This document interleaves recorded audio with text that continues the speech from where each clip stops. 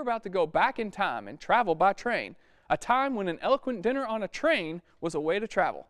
All aboard as we hop on the Kentucky Dinner Train.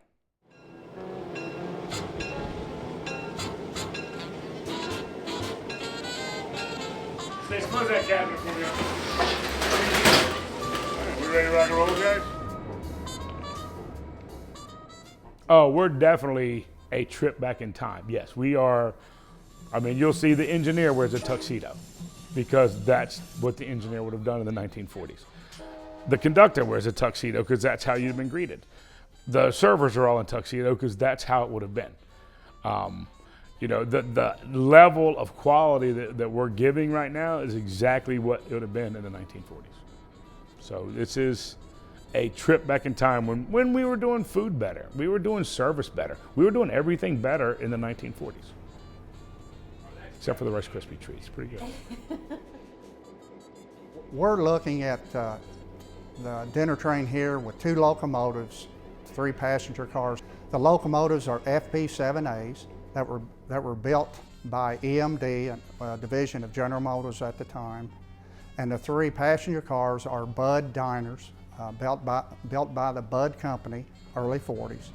So that's, we're actually recreating 1940 experience with the actual locomotives and dining cars.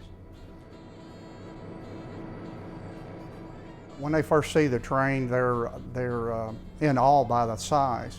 Most people don't get that close to a train until they're able to pull up and touch it, if you will.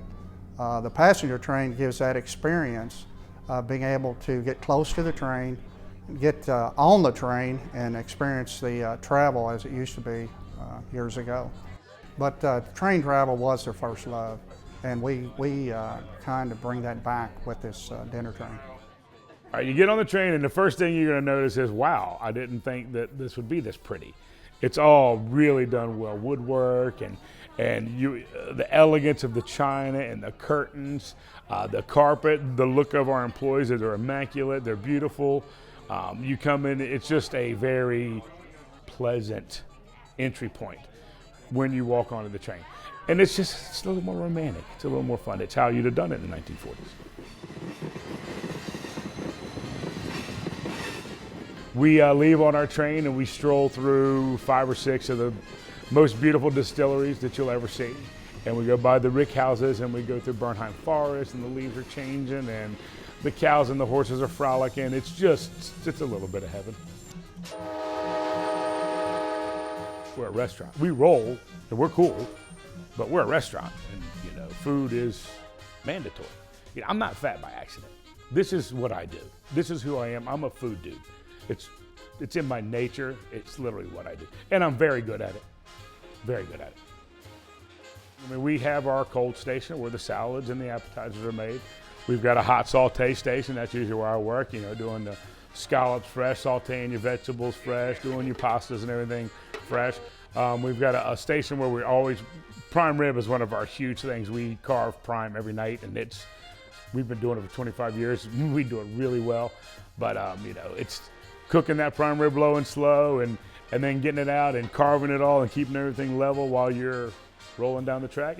Takes some getting used to. You gotta know how to react to that movement. I buy tall stock pots that we fill halfway. Like, why do you do that? Because if not, it would slosh all over. It would end up all over the floor and the oil would go in there and burn and it'd be really bad. So you gotta know what you're doing. I mean, as soon as you sit down, I want to start you with some of the best things I found in Kentucky. You take that country ham, some of that cheese, you know, a little bit of, whether you're going to enjoy some of our local bourbon or some of our, you know, imported or regular wines, it just really sets your mood off right. Your mouth is happy, you're ready for your entree now, your salad, you know, whatever it is coming next, your mouth is ready. Here, it's real easy. We get fresh fruit, you take it to our train that has a kitchen on it, prepare fresh, and we serve it to you fresh. It's not rocket science here, people. It's buy really, really good food, dance with it a little bit, You know, put a little bit of makeup on that, make it really, really what we're at, and send it on. That's how you do it.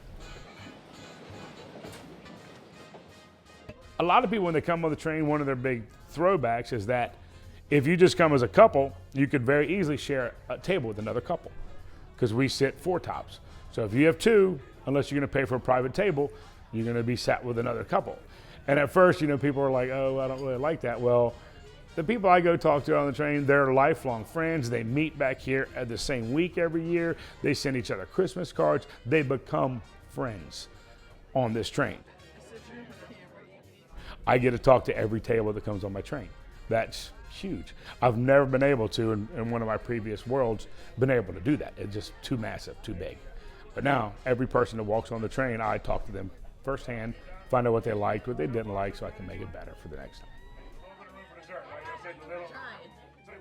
Without a doubt, it's the best date in Kentucky. Most men don't know what romance is. They think they know, and their wife says, let's do something romantic.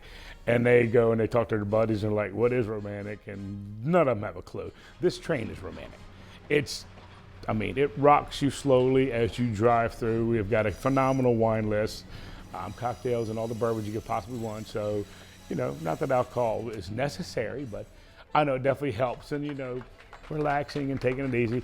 And then next thing you know, you're actually having a conversation with your loved one and you're someone special. There's no TV in the way. There's no phones in the way. It's just like you were doing it back in the 1940s, and that's what we're after.